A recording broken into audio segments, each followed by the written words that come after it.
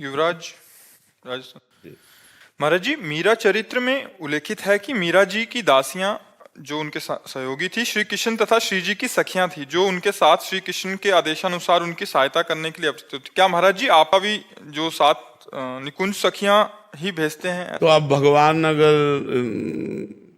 जितने संत भगवान हमारे सब साथी हैं, तो अब कौन किस रूप में आया है हमको क्या पता चले। भला कोई व्यक्ति किसी व्यक्ति का कितना सहयोग कर सकता है, लेकिन अपना जीवन दे देना ये किसी व्यक्ति का विषय नहीं हो सकता, ये भगवान के भेजे हुए पार्षदों का होता है।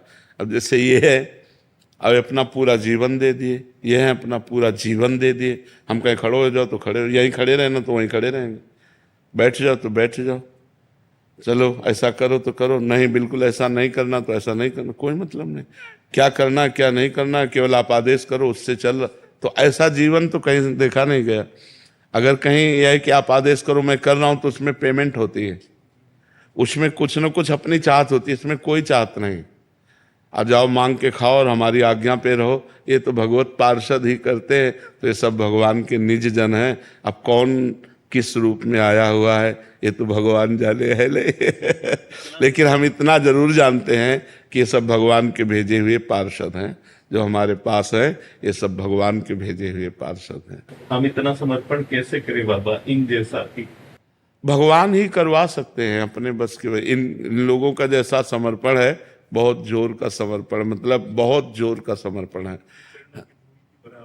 क्योंकि 24 घंटे सेवा में रहते हैं, बस पा लिए और कहीं भी पढ़कर सो लिए और नहा लिए, बस फिर अपनी सेवा में रहते हैं।